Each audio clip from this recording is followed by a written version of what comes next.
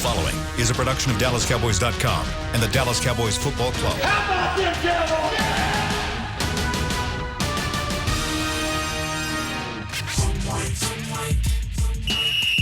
Let's go, baby. Are you ready for a break? Yes, Are you ready for a break? absolutely. Ready for a break? Yeah, and so much for that. It's time for The Break on DallasCowboys.com We were on a break. with Nick Eatman, David Hellman, Ambar Garcia, and Derek Eagleton. It is Monday, July 29th, 2019, season 15, episode number 15, and we are live here from Oxnard, California for another edition of The Break. Got Nick, Dave, and Amber along with me. We're talking some Cowboys football with you guys for the next hour, and we got a lot to get into. We're talking about quarterbacks today. I think yesterday we spent quite a bit of time talking about the running back situation and Zeke Elliott, and I just think we got to spend a little time on this quarterback. Lots of things to talk about there. How's everybody feeling this morning? I feel great. I feel comfortable. Nice. It's 63 degrees A here. little too chilly, but Chilly. chilly. Little too chilly. But it's okay. Hey, it's better than Dallas. I guess 100 degrees. it's great for the players. It absolutely. Yeah. Cowboys. All right, well, let's jump right in, Nick. Hey, actually, just like we did yesterday, So we're going to rude. start. We're going to start with a segment of blanket coverage. That's what I call this segment. What I'll do is I'll have some statements for you guys. You're I got so three proud of statements. that pun. I am. Yeah. We got three statements. good here. one. We got three statements, and they're all going to have a blank that you guys will fill in. Let's start with the first statement. Kellen Moore is the first time. Now, this one's a little long, so follow me here. Kellen Moore is the first-time offensive coordinator with a ton of weapons. John Kitna is the first-year QB coach tasked with taking Dak to the next level. The coach who has the harder job is blank. Dave. Kellen Moore. Because, I mean, John Kitna, he's said it more times than I can count at this point. Like, he said Dak is the most driven player he's ever been around. His desire to be great is all-consuming and refreshing, and he wants to be coached and pushed. So, I mean, it's hard. I get that, but that doesn't sound that challenging. Whereas Kellen Moore's got to do something with an offense that finished 22nd in the league last year. So. Amber. Kellen, I mean, when you look at it, Kidna essentially has to coach one main guy. Yes, he has to coach whoever the backup's going to be, but that's important too. Very important. Don't lose that. Don't lose sight of that. Very important, yes. But in essence, you're focusing on 1 to 3 guys versus Kellen Moore, who's having to take control of a whole offense and dealing with different components and making sure that he's creating something different that we haven't seen before. Nick needs to answer the question too, but Kellen Moore's got to make this thing go, and there's a lot of talent on that offense, which means there's a lot of people who have an idea about the way it should be. Yeah. Whether that's Dak. And when someone else's job is on your shoulder. But he also is dealing with a lot of guys, at least in my perspective, that aren't necessarily give me the ball kind of guys. No. Now, they all want to be a part. Don't get me wrong, but I don't know if you got guys that are give me the ball. No. Like you make. Not so much Sometimes you have that much talent. Give me the ball, but that didn't work. This would have worked. Which a lot of times this would have worked means it would have worked if you'd gotten me the ball. But what Nick answered. It's Kellen Moore 100% because last year the offense struggled, and what happened? The offensive coordinator got fired, and what happened? The quarterback coach got a promotion. So Kellen Moore moved into a spot, and so it's obviously the pressure's on Kellen Moore now as the offensive coordinator. If they don't do well, he may not be the guy. But John Kitna, for some reason, as the quarterback coach, just like Kellen did, got a promotion out of it. So I think Jerry and Jason, they look at it like, there's obviously a lot more pressure for the offensive coordinator. And I think last year was a good example of that. All right, statement number 2. Sean Lee reportedly asked to be a special teams player entering his 10th season. Sean Lee is blank. Hold on. I'm not going to agree with that. Okay. I don't think Sean Lee asked to be a special teams player. I think Sean Lee has said, "I'll do what it takes, whatever is needed of me." Okay. I just want to get that out there. I think that's Very different. Yeah. Which I think you could probably say the same thing about moving to Sam linebacker too. Okay, Right. so, but let's say Sean Lee Willing. has agreed and Yeah. is willing to be a special teams player in his 10th season. Sean Lee is blank. Nick. all in for this football team. Whatever it takes, Sean Lee is there, and I know that there was a lot of talk about, hey, he lives in California. He wanted to go back to Dallas just so he could take the charter. And he said to us yesterday, I want to get on these charters as long as I can. Those charters, this is when the football team is together and going up there. He's all in. He knows Leighton and Jalen are the two best linebackers on the team. He wants to have a role, and he understands it. I just think it's all in. Dave. I'll just suck up to Jason Garrett and say driven. Sean Lee's driven, which that can mean a lot of I mean, he's been driven to be great at football since he was 14 years old. But I think I'll use a Brian Broaddus term too. Like he's chipping in on 17 or 18. Like his career is much closer to the end than the beginning. It wouldn't surprise me if this is the final year of his career, or it's close. And I think he knows this is a really talented team. And rather than worry about his ego, he's driven to do whatever he can to help them. I really admire it. Sean Lee is blank, Amber. He's awesome. I love him. I love Sean Lee. He's passionate. He's smart. He is driven. He's focused. He loves this game. He is a great teammate. And both of them have said he would do anything for this team. And the fact that he's not selfish and still does it with good heart. You don't see any animosity. I don't even know if that's the right words, but it sounds right. He doesn't have any hate or envy towards anybody. He's just a great teammate, and I think that's exactly what the Cowboys needed, especially at this time. And he's amazing. Yeah. All right, let's move on to statement number 3. The Cowboys, to this point, have had all their practices in shorts and T-shirts. Today they put on the pads. When the pads come on, I'm most excited to see blank. Amber. Fight. Fight. I already sucked up to Garrett. You can't do it too. All right. That was the one from last year. No, I am excited. I'm excited to finally see some contact and be able to see, for example, players like Taco. What is he going to do? There are some guys that come in here, and yes, they look good. They have the athleticism, but once that contact comes in action and you get to do it and get off the line of scrimmage, what are you going to do? Are you able to move around? Are you able to take guys like Tyron Smith? Are you able to take other guys out, So I'm excited to see them full go. Dave. Action. Yeah, I don't want to single one specific thing out because there's so much to watch. But, I mean, these, the OTA practices are, boring, for lack of a better word. There's not a lot going on, especially out here. At least in the spring, they were going against each other. No offense versus defense whatsoever the last 2 days. That's going to change today, whether it's one-on-ones, whether it's actual offense versus defense. We're just going to see action and real football, and it's great. Yeah, I'll just be specific to what they're saying. I one-on-one drills, the lineman versus the O-line versus the D-line, the guys like that. And that's where you noticed Antoine Woods from a year ago. That's where he started to make, some noise. And so who's this year's guy going to be? So yeah. It's very interesting you said that. I know you and I were talking about this yesterday, talking about the offense versus defensive line. This may be the deepest offensive line that we've had around here in a while. Yeah. We were talking about the fact that if you look at this second-team offensive line, they may be as good as some first-team units around the NFL. So when you consider that, and you consider that up against the talent that this team has on the defensive line as well, I think there's some really, really unique opportunities to see some really good football there and see some fun competition here over the next couple days. So let's go ahead and jump into this conversation on the quarterbacks. I guess the first thing I want to kind of get into is a lot of talk that was happening during the offseason, and you guys watched all the OTAs and minicamp practices. There was a ton of talk about how, Dak's been working with Kitna. He's improved his footwork. His accuracy is better. I'll ask you guys, after watching that, was there anything that you saw that gave credence to those kinds of statements, that his accuracy has improved, his footwork has improved? What have you seen just in OTAs and minicamps and maybe the first 2 days of practice? Mid-level throws, 18 yards. Those throws right there are the ones that you see these guys open a lot. I think that's a credit to also Kellen Moore. I feel like these guys are getting schemed open more, but he can throw the ball deep.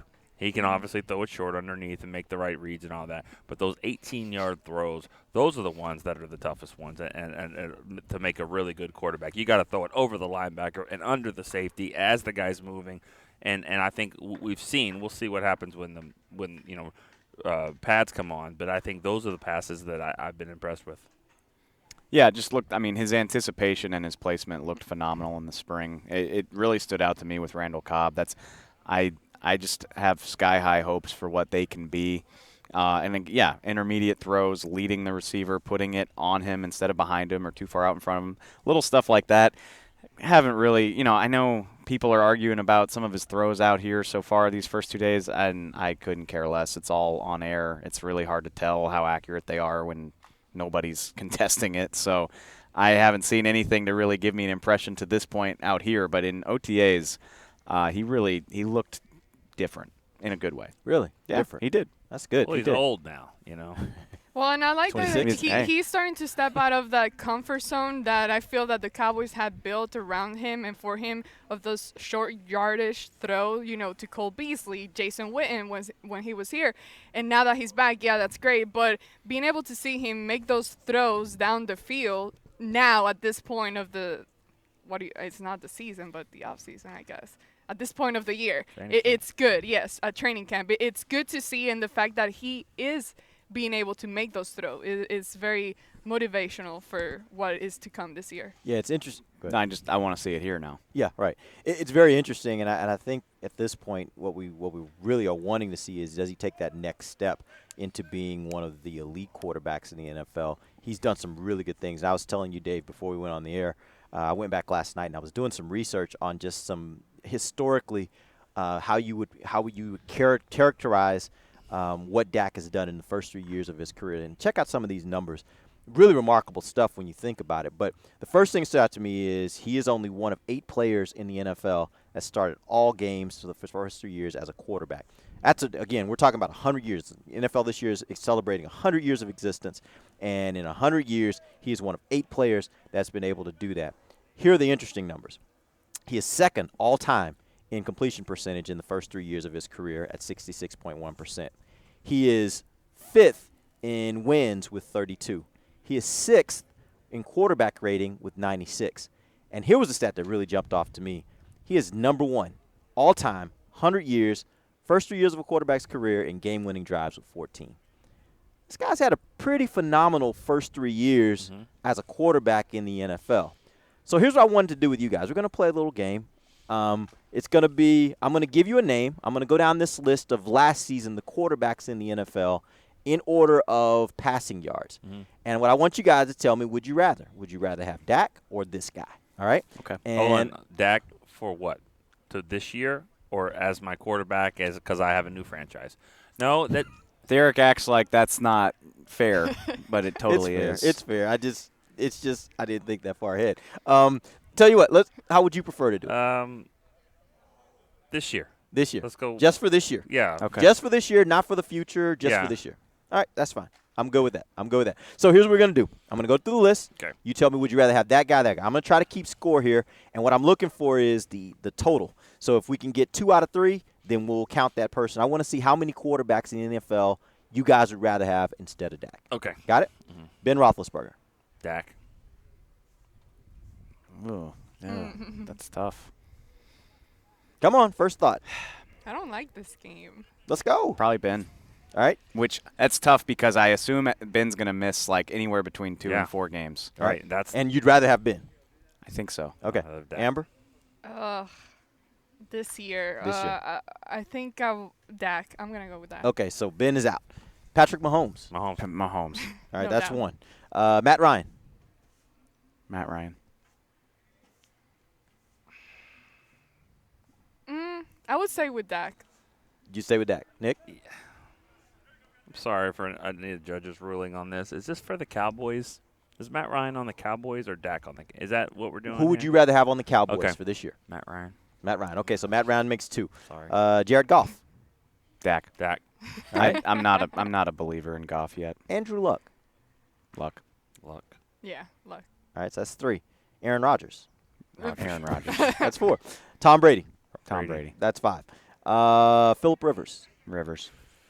For 1 year, right? We're This not year. building the franchise. For this Phillip year. Rivers. For yeah. this year. Yeah.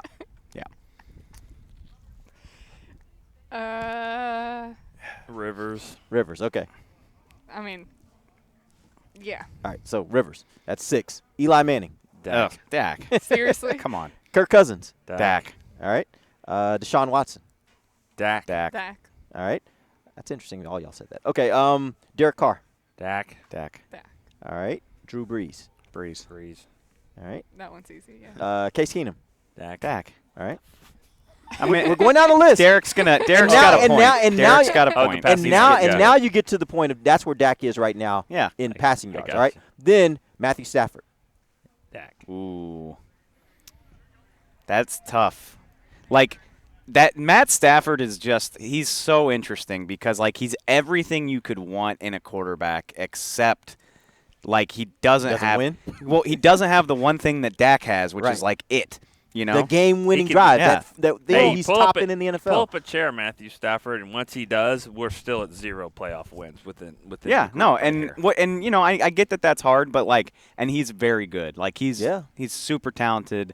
I think recently somebody was quoted in a story of being like, he's the most talented just if you're talking about talent, he's the best one ever, just in terms of like God-given ability. Yeah. But he has yet to display like it. Like, and he's had a Megatron. You can't say that he hasn't had guys. He's had some good receivers. I'll take, like, there's no doubt he's more talented than Dak, but I think I'll take my chances I'll with take Dak. Yeah. All right. You and Amber? Can you switch them in and out? Like, No. okay, No. he comes in wanna at this rotate? time of the game. No. Let's rotate him. No. All right. So he's out. Baker Mayfield. Dak. I really love Baker. I think he's going places, but I got to see Dak. more. I got to see more than 12 he's out. starts. Yeah. Russell Wilson. Russ. I love Russ. All right. Cam Newton. Dak. Dak. Although Cam Newton on that'd be this fun. Cam That Newton would on be this really team could do fun. some damage. That's what I'm saying. Yeah, I'll take Cam. You'll take Cam? What do you Just think? to have some fun. So Yeah. you're going to Cam? Okay, that's 9. I'll take Dak. Okay. All right. Mitchell Trubisky. Dak. Dak. All right. Carson Wentz. Dak. Dak. Am I getting 16 games out of Wentz? Healthy. I don't want know. it for this year. Okay. You don't know. Uh, you want it for this year. Based on his history. Whatever you think of his history. Dak. That's a tough one. That's really tough. Yeah, I said it quick, but it's tough. It is tough. But Yeah. I go. That may be one of the toughest ones That's in this whole thing. I mean, if they're both healthy, don't kill me. Wentz is probably a better pure quarterback, but Dak He's has at never missed a game. 100%, Yeah. Wentz has had a problem with that his whole career. So which and way he you had a go? problem with it. I'll take Dak because I know I'm getting 16 games. All right. Yeah. You Yeah. still okay? Yeah, All right. that's fine. So he's out. Jameis Winston, Dak. Sam Darnold, Dak. Andy Dalton, Dak. Marcus Mariota. Dak. I don't think you can. I think we're getting into the Yeah. The only other guy that's down here you would even want to throw in there would be Lamar Jackson. He's a starter. No. Nah. Dak. All right. So we got 9 guys. That's probably where you would say So that Dak. he's 10th. So he So would we be 10. we had him 10. Yeah. Is that where and this isn't where this was all leading, is that where you would think he ends up if you were to say, here's how I think Dak ranks in the NFL? Would you think he's right there around 10 Well- is it top 10 quarterback in the NFL? Depending on how much the person you're polling likes the Cowboys, Yeah. he's somewhere between 9th and I'll even say 16th. Like, there's somebody out there that's like, I saw yesterday, somebody was like, Dak is Andy Dalton. That's just who he is. That's what the stats say he is. And, okay, so you might even just drop him down as far as like 15 or 16, but he's somewhere in that range between second tier and middle of the pack. Yeah, there's depending on who you ask. There's a lot of people, national that would say, Roethlisberger is better. He's won Super Bowls, obviously, and then they would go Wentz and maybe Stafford and some others. But our people that are listening right now are probably like, how could you pick him over Matt Ryan or some? You know what I mean? They would probably have him 7, 6 or 7. So it's a fun game. That was a good game. All right, let's go ahead and take our first break. When we come back, I want to narrow that down a little bit more and talk about 2 guys that we've compared him to on this show and in some of our other conversations, Russell Wilson, Tom Brady, and their first 3 years and where Dak ranks there. We'll talk about that when we come right back. This is DallasCowboys.com radio. If you're like me and you love... if you have a thing, then cutting the cord is scary. But then I found out I could switch to DirecTV Now and still get the live sports I love. No satellite needed, no bulky hardware, no annual contract, just... Get the live sports you love. Try DirecTV Now for $10 a month for 3 months. Visit DirecTVNow.com. DirecTV Now. More for your thing. That's our thing. Use code REALDEAL. Limited time. Price for a little package. After 3 months, renews monthly at full price. Currently minimum $40 unless canceled. Prices may change. New subscribers only. Cancel anytime. Content varies by package and may be limited. Restrictions apply. Do you want the most interesting, up-to-the-minute Dallas Cowboys news straight from the Star in Frisco? How about exclusive and on command? That's right. News and nuggets you can't find anywhere else. With our exclusive Cowboys content on Alexa, you you can have all the answers, secrets, stories, and more. What's Stephen Jones thinking during a game? What's Joe Looney's favorite pregame meal? We take your questions to Cowboys players and coaches, and you can hear the answers directly back to you. Just say, Alexa, open Dallas Cowboys. Star Sports Tours is the only official fan travel partner of the Dallas Cowboys, offering exclusive game weekend travel packages with sideline access and photo ops with current players, alumni, and cheerleaders. That's not all, though. You'll get to talk X's and O's with Senior Director of Player Personnel Will McClay, and of course with yours truly, me, Brian Broaddus. You can trust the official fan travel partner of the Dallas Cowboys, and with us, you'll travel like a pro. Visit cowboystravel.com to book your travel package today. While a player can look good on paper, it's when he's out on the field that you really find out what he's made of. That's why the Cowboys rely on more than just stats and scouting reports when building their team. When picking a tractor, it's why you should rely on more than just specs and features. You've got to take it out and put it to the test. The Cowboys did when they named John Deere their official tractor. Experience one for yourself. Visit myjohndeeredealer.com/football. Back to the break. Welcome back. It's the second segment of the break. Live from Oxnard, California. We are in day 3 of training camp here in Oxnard. Today, the Cowboys put on the pads. So it should be fun afternoon getting to see these guys compete. To this point, it's just kind of been offense on offense, defense on defense. But today we'll mix it up a little bit and get to see some really interesting things. We're going to also have a little training camp live action this afternoon, I think, with Brian Broaddus. And who do you know who's going to be on there with him? I believe it's me. Dave. Yep. Dave Hellman, our own Dave Hellman. Leading off. We'll be starting off training camp live. So make sure you check the website and mobile app, the connected TV app. Pretty much everywhere. We're everywhere. You'll be able to find the content that we're producing. Yep.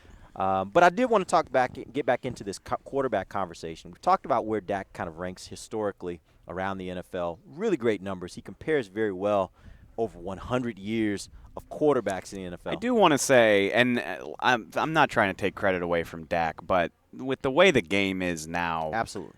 Comparing rating and completion percentage to anybody that played before like 2005 is, I don't care. Like, yeah, of course he's got a better completion percentage than Y.A. Tittle. Like, safeties used to literally murder people in the secondary back then. Yep. So, still very impressive, but the stats are so skewed. Roger Staubach, I think he, when he retired, he had the all-time leading quarterback rating in the history of the NFL. It was like 83. 83.2. Yeah. And now, if you look at the all-time leaders, they're all like current players. It's just the way the game is. It is, and but also the speaks wins to something. the wins in the first 3 years, I think that's impressive. But that also speaks to something. It speaks to the fact that even with those guys that have been playing since 2005, if that's the number you're going to go with, that's the year you're going to go with. There have been a lot of quarterbacks in the NFL since 2005, Sure. Yeah. And for him to be ranked where he is in all these stats, in all these different categories, I think says something. And I don't know where he ranks as far, like, what were the other guys in there from the victories? Did you say Russell Wilson? Or no, actually, I was going to get into that. Those guys actually were lower. Russell Wilson and Tom Brady actually were lower as far as number of wins than what he was in the first 3 years. Probably Roethlisberger. Playoffs was his difference. Oh, okay. Right. Yeah. Playoffs was the difference. But the thing about Dak is, he comes in on a team that won 4 games the year before, So it's not like it was, a Roethlisberger situation or that just kind of jumps into a good team that's already there. I mean, this team had to move its way back up. So, it's been impressive. These first 3 years have definitely been impressive for him to go and win games, and especially, like you said, game-winning drives that have to come back and rally. Huge. 14 of them in his first 3 years. That's and a 8, lot. I believe. Almost a full season worth. 8 fourth-quarter comebacks, I believe. Or 8 comebacks. I think so. I think it was 8. Yeah. And fourth quarter comeback is 8. He's 10th in the league. He's 10th in league history in that stat. I can hear the people in my mentions right now saying, well, if he played better at the beginning of games, they wouldn't need to do that at the end. And I'm just like, you must not watch the NFL. Right. Like, you must have no idea what this league is all about, because it's a field goal league. Like, right. But it's a one play between a win and a loss league. Roger Staubach was captain comeback. No one says that about him. No, seriously. Yeah, that also. I think that championship. Like, we just sat there and I think we all pretty much agreed that there's anywhere between 6 and 9 quarterbacks that we would take over Dak right now. But he is clutch. He has the it factor that we talk so much about. I don't care if you get tired of it, because I really do think it means something. He doesn't make too many mistakes. Like to see him clean up the fumbles from last year a little bit, but he doesn't make mistakes. His feet are an asset that need to be used more, and 18 touchdowns on the ground speak for itself. Like, there's so much to like about where he is, and he is turning 26 today. And that's great. And you want to talk about so much to be happy about where he is.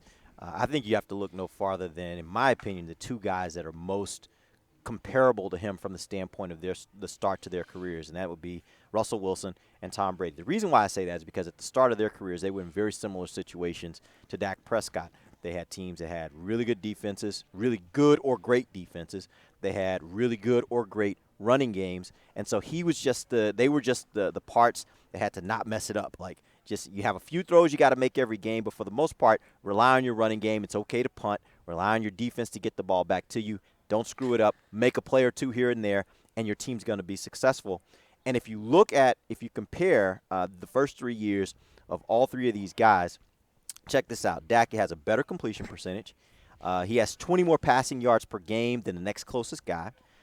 He's got more touchdowns per game than either of the three. I'm sorry, they're about the same, 1.4, 1.5. And then he has fewer interceptions than both those guys. When you start thinking about it from that standpoint through the first 3 years, it sets up really nicely for him to take that leap in the fourth year, which is when Russell kind of started. You started seeing him take that leap. For Tom, it really kind of happened more in the fifth year.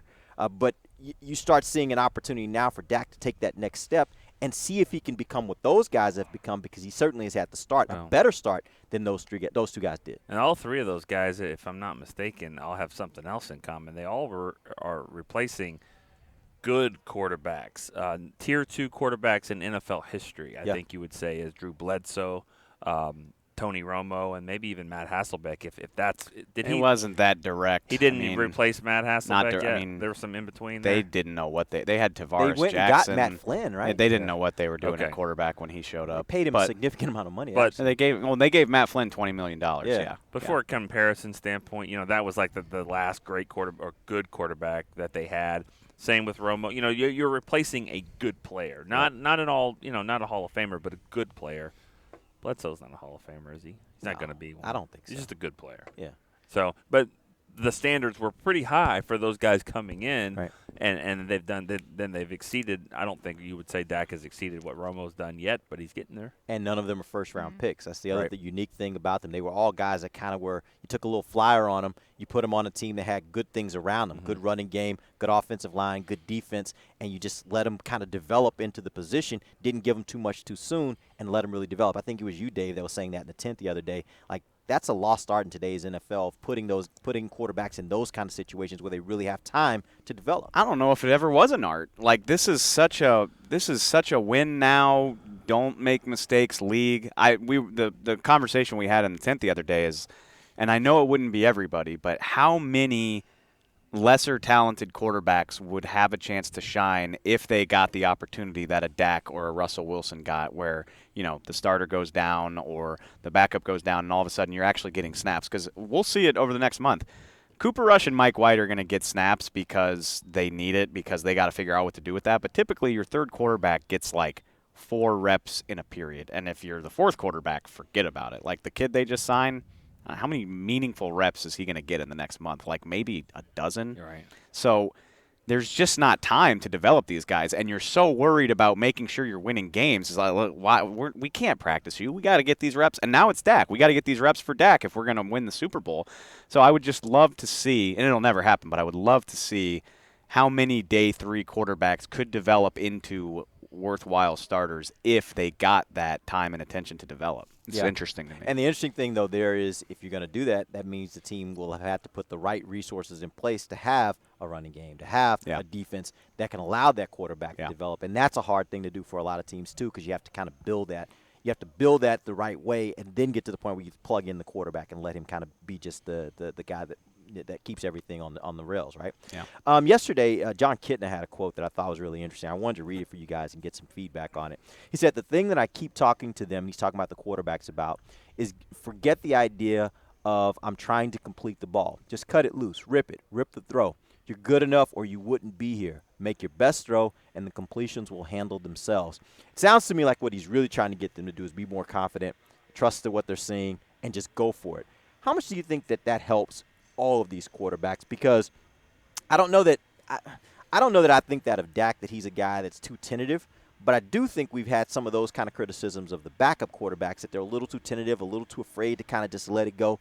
Do you think instilling that kind of confidence in them to, hey, if you make a mistake, make the mistake all in rather than being too tentative and holding back? Well, I think we saw that from Dak last year, though. You do? I feel that last year he took somewhat of a step back where he got a little more hesitant and just didn't, at least to me, he just didn't feel or seem as confident to move around and throw the ball. It was taking a little too long, and I think that's also part of where all those fumbles came from, and it's just part of it. I like hearing what Kitna said. I think this is the perfect time of the year for him to do that, to make those mistakes, make them here, let it out, rip. I love that. Rip it, let it out, and you'll feel better. You know, I took a little different approach on him holding the ball a little longer last year. True. For me, and maybe I was looking at it the wrong way, but I was thinking that was more a function of him waiting for things to happen downfield and not just getting rid of the ball. And I think both can cause you to hold on to the ball too long. I thought of that more than him being hesitant. It may not be the case. I may have just given him the benefit of the doubt, but that's what I kind of put it on. What did you guys think? It was a combination. I mean, for sure, but I agree with AG. Like, I feel like in Dak's mind, he's like, part of what makes me valuable is I'm not going to lose the ball. Right. And so if it's not an obvious throw or not, if it's not a high percentage, maybe not a high percentage completion, but thinking about the Beasley throw, the famous Hail Mary, like that's either going to be a touchdown or an incompletion. That's no problem. It's the well, if I don't put this exactly where it needs to be, something really bad could happen. I feel like at times maybe there was hesitancy. Didn't trust his arm? Maybe didn't trust his arm, didn't trust his protection, didn't trust his accuracy, whatever it is. Whereas I think you do need to have that confidence, but it's a tough line to ride. And to be fair, I'll shout out people on Twitter. Great quote by Kitna. It's fair to point out he threw 169 touchdowns and 165 interceptions in his career. Right. So you gotta find that balance. So between, ripping it isn't always good. No, right? no. I mean, here it is though, and actually, it makes me think to last year. There were reports coming out of Kansas City like Mahomes is throwing 4 and 5 picks a practice. Oh my God, is he terrible? Turns out not so much. But this is the time to let it. I'd rather you rip it and see what you can do and develop some of those skills as opposed to, well, I'm just going to check down because it'll look good tonight in the film room when we're watching it. You know, and the all-time leader in interceptions, I believe, is Brett Favre. I mean, you have to to play that way sometimes. But when I think back to like Romo when 2010, 11, if he just let it rip every time he was throwing the ball to Des Bryant, I mean, who knew where the ball was going to be and who was going to intercept it? You have to also trust not just your arm. You have to trust where the guys are and where they're going to be, because you have to make sure that everybody is in sync with the offense and who you're throwing to. And I think Matt Ryan can let it rip when he knows Julio Jones is out there running a route or whatever, just because of where they are. That's why. Going back to why Wyatt Cooper, why are you here? Why aren't you doing what? Because he knows he needs this time right here in this offseason to get to that point with Dak and Gallup and those guys as well. And I think now he has all the right elements for him to get to that level where he needs to be. Because last year you had all the confusion of what are you doing in the offense? All the receivers coming in and out. It wasn't completely clear. It started becoming clear once Amari got here, but I think this time of the year we know who those receivers are going to be and who's going to be there for him. So the connection between them is being built as of right now, and it's going to show once the season starts. I like that point. I do too. Yeah. All right, let's take our final break. We're going to come back, and we're going to play a little See or No. Miss Amber's going to throw that out there for us. We'll have a little of that in the final segment. Join us. We'll be right back. This is DallasCowboys.com radio. While a player can look good on paper, it's when he's out on the field that you really find out what he's made of. That's why the Cowboys rely on more than just stats and scouting reports when building their team. When picking a tractor, it's why you should rely on more than just specs and features. You've got to take it out and put it to the test. The Cowboys did when they named John Deere their official tractor. Experience one for yourself. Visit myjohndeeredealer.com/football. It's time for Tailgate with the OtterBox boys. OtterBox? The makers of those crazy protective phone cases? The one and only. They're also wild about protecting parking lot parties from sad drinks. It's why they made elevation tumblers. Rumor around the crock pot is they're made from stainless steel with a copper lining to keep temps hot or cold. True, they even come in 7 different sizes, up to 64 ounce, the growler. I like how OtterBox drinks. I mean, thanks. And that's been Tailgating with the OtterBox boys. Check out all the colors and sizes of their elevation tumblers at otterbox.com. Want to use what the pros use? How about the official men's skincare brand of the Dallas Cowboys, Jack Black? Right now, you can get the Jack Black Playmaker, a curated collection of Cowboys locker room favorites for just $10 with free shipping. The Playmaker includes 4 Jack Black skincare favorites, plus a full-sized Intense Therapy lip balm and a Cowboys can cooler. Go to getjackblack.com/Cowboys and use the code word Cowboys. The Jack Black Playmaker, $10, free shipping. Star Sports Tours is the only official fan travel partner of the Dallas Cowboys, offering exclusive game weekend travel packages with sideline access and photo ops with current players, alumni, and cheerleaders. That's not all, though. You'll get to talk X's and O's with Senior Director of Player Personnel Will McClay, and of course with yours truly, me, Brian Broaddus. You can trust the official fan travel partner of the Dallas Cowboys, and with us, you'll travel like a pro. Visit cowboystravel.com to book your travel package today.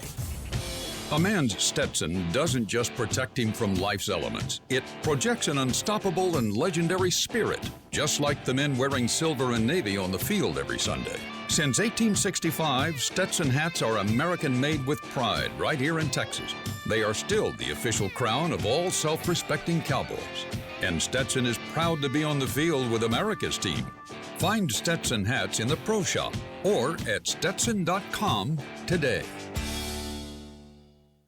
Back to the break. Welcome back. It is the final segment of the break live from Oxnard, California. We're talking Cowboys football here at training camp. Today the Cowboys put on the pads. It's day 3. But right now, Amber Garcia is going to lead us through a game of sí or no. All right, let's get it started. These questions are kind of all over the map, so thank you to those who sent them in. Let's get started. Anthony Brown is a better slot corner than Jordan Lewis, sí or no? I don't think so. I'm going to say no. C. I don't know. C. Anthony Brown has played more snaps in the slot than Jordan Lewis. He's a little more battle tested. C. Nick? I say no. I think because I won it. I know, right? That's yeah. I think he's got more talent than Anthony Brown. He probably has a little bit more quickness, maybe not speed, but quickness. And I'm going to go with Jordan. I also think, my personal belief is I think that if given the opportunity, I think he may be able to get a few more turnovers than Anthony Brown does. I think Anthony Brown's a okay slot corner. I think Jordan might be able to, because of his quickness, I think he might actually, and I don't think he's really gotten that opportunity, but I think he might be able to get a few more turnovers. Without trying to derail your game real quick, Anthony Brown is interesting to me because he might be the most unappreciated player on this team. He's a 3-year starter. He's not a Pro Bowler. He's made his share of mistakes. He's gotten beat, as all cornerbacks do, but 3-year starter, pretty good player. He's made some big plays. And nobody. Everybody wants to give his job away or whatever. He's gonna sign. I'm interested to see. He's in a contract year. Is he worth re-signing? What kind of price would it cost? Well, I don't know. He's gonna sign with the Jets or somebody for 4 years, $26 million. And they'd be like, Anthony Brown, yeah. But the interesting part is, you got Byron coming up. So do you allow Anthony Brown to also get away if you can get him for a modest deal, which I think you might be able to get it for a modest deal. That's why you hope like hell that Mike Jackson or Donovan Alumba or somebody kind of catches your eye in the next month to give you that leverage that maybe you don't need to sign that deal. Yeah. Is this the most talented Cowboys roster in the 2000s? Yes. Okay, see. 2001, man. I don't know. 2000. In the 2000s, 2001. Since 2000? that was from my guy Brian. I wasn't here. I wasn't here for 2007. Y'all were, but this is easily the most talented roster that I have covered. Yeah, this team. I mean, I know that 2017 had 13 Pro Bowlers, but I don't. 13 wins. Yeah, I think this team's better. I do.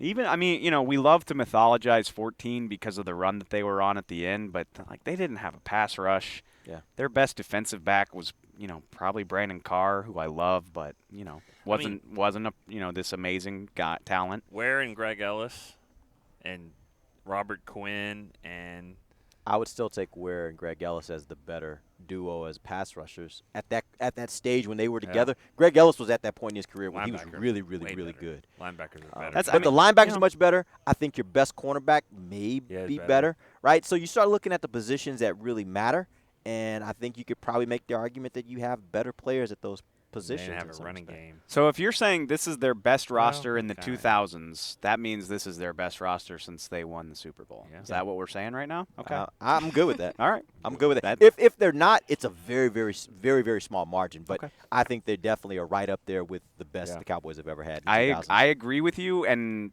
I'm not surprised, but to say it out loud is that's a trip. It's exciting, though. That sets crazy expectations. Like you guys mentioned yesterday, the expectations are sky high. It's exciting, but this is my 7th season, and every time the expectations are up high, that's when the S hits the fan. So we'll see. Please don't. Let's think positive, okay? You know me by now. Like, that's not what I do. Let's talk about Tavon Austin. Does he make the 53, sí or no? He had a rest day yesterday, by the way. He did. Along with Sean Lee. But I think he does make the 53 because – you can't coach speed. I'm interested, though, and you don't want to read too much into unpadded practices, but they didn't have him returning punts the other day. And I was like, if you're not returning punts, what are you doing? Right. Because we got 3 guys that can handle the 3 receiver spots. No offense, he's not like this acclaimed route runner or like he's not this amazing receiver. He's more of a gadget web guy.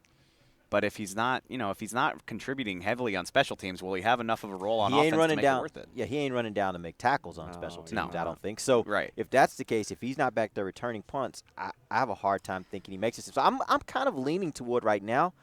I'm having a hard time figuring out how he makes this team. Yeah, I don't think he makes it. I'm putting him on the team, but I'm writing it in pencil.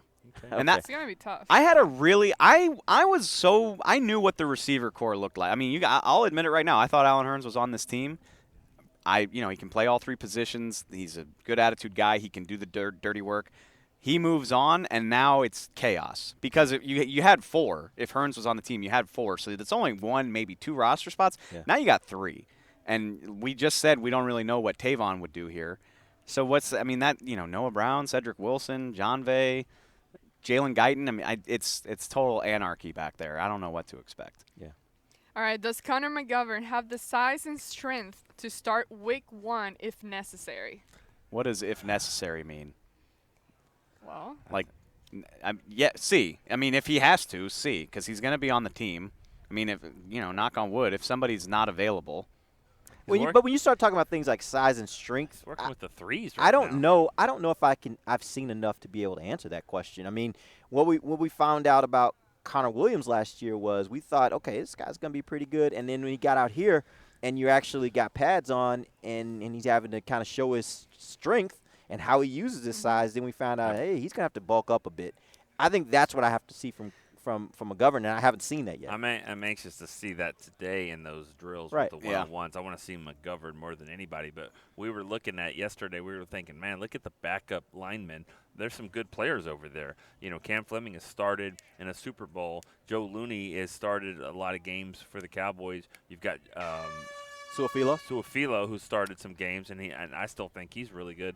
And then Winchman was the other guard, which I was kind of surprised it wasn't McGovern right there. A lot of stuff would have to go wrong for that to happen. Because if something were to happen to Travis or a guard, then Looney would be the next man up, I think. So at guard too?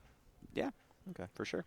Or Su'a-Filo? Well, I don't know. That's fascinating because either a very talented lineman is going to be on the street when this is all over, or we're going to see some roster cut trades because there's just too many bodies and not enough space. Keep 9 though, right? But even if you keep 9, you're probably putting somebody good out of a job, most likely. Let's keep 9. 9's fine with me. Who are they? You got your starters. Tyron, Connor. You got your starters. You got Zach. Cam. You got Joe. You got McGovern. Right. I mean, those. And your 9th is Su'a-Filo, right? I had this argument yesterday. Isn't that a lot of interior linemen? If you're going to keep 9, don't you want another tackle?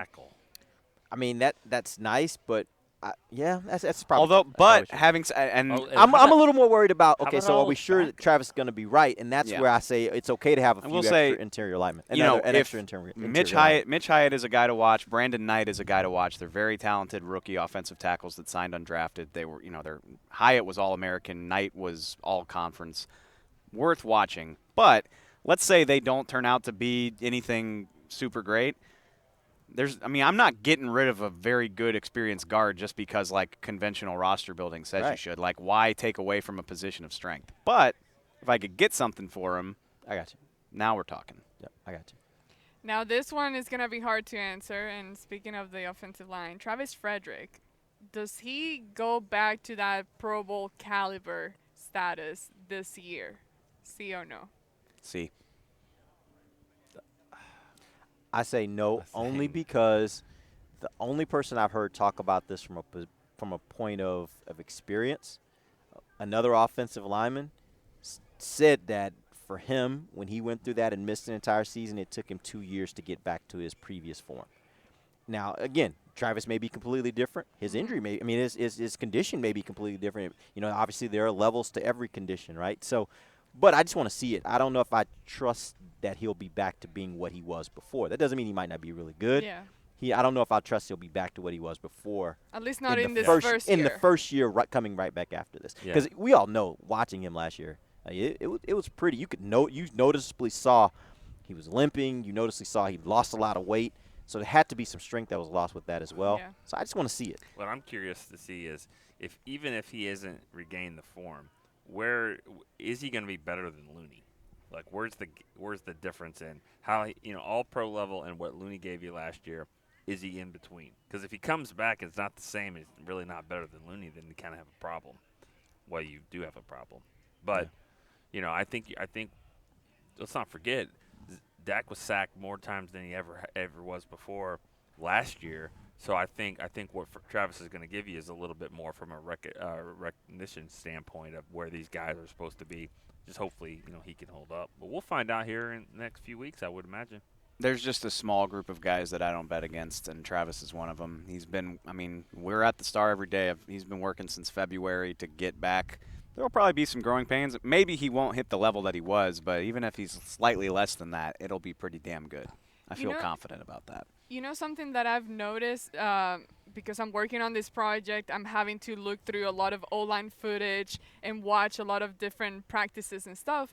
One of the things I've noticed that it was kind of cool, Travis was always the one person, the only person, that even if there was nobody in front of him, he would still go through the motions and put his hands where they needed to be. And it was just air. And he would just go through all of that. And I'm like, that's amazing. That's the kind of things that takes you maybe to that next step and that next level to where you're going above and beyond to what you can do to get there. I don't know. It was just something cool to see. And I think we're out of time, I guess. I think we are, unless you had a few more questions. If you want. Tell you what, let's take one more. All right, well, we've been talking about contract extensions and all that. The Cowboys extend all big three and stay competitive. See or no? See. They're going to extend all three. See. And I'd be willing to bet significant money, decently significant money that it gets done before training camp is done. All three? All three. You'd be willing to make that bet. I'd be willing to make that bet. Give me some money. Let's have a conversation. I said yesterday I thought they would too, but I don't know. I'm just not all the way confident. I have a feeling that they already know what they want to do. The only way it doesn't get done, in my opinion, is if the player doesn't want it to get done. Well, which I could see a scenario where Amari's like, look, I'm holding. I just want to see where all this plays out. I'm not ready to sign anything Amari, yet. If I was the Cowboys, I'd be like, cool, you're fine waiting, then we'll wait on you. Right. Dak didn't want to answer it. Dak did not want to answer whether he would table these conversations when the season started. So I want to see, and that's what scares me is we all just gave him a big vote of confidence, and if he's going to be more expensive in January. If this season, yes, if this season even goes remotely according to plan, he's going to be more expensive. Yes, I think it will require. It will Thanks, require. buddy. It will require. JC Penney, shout out Cover 4. I don't know why he had to deliver that while I was on the air, but it will require. Going to It will require him having to have, I think, a Super Bowl year in order for it to be terribly more expensive than what it is already. It's already – all those numbers I just threw to you, guess what? His agent has already thrown those to the Cowboys, and they're like, look, you're sitting on a guy that historically is one of the best quarterbacks in their first 3 years in the NFL. So they've already thrown those numbers there. I don't think that changes by him having a really good year this year. Even getting into the playoffs and playing, if he gets a Super Bowl, now it becomes that Flacco situation. Outside of that, though, I think he's already going to command a significant amount of money. We'll see. I think the price goes up if he has another good season. Maybe not by a lot, but every little bit counts. Yeah. All right, we appreciate you guys joining us. We're back tomorrow at our normal time. It'll be 10 o'clock a.m. here Pacific time. That's noon for you guys back in the Dallas area. Till then, for Nick Eatman, Dave Hellman, Amber Garcia, I'm Derek Eagleton. This has been The Break, live on DallasCowboys.com. This has been a production of DallasCowboys.com and the Dallas Cowboys Football Club. How about this, Cowboys?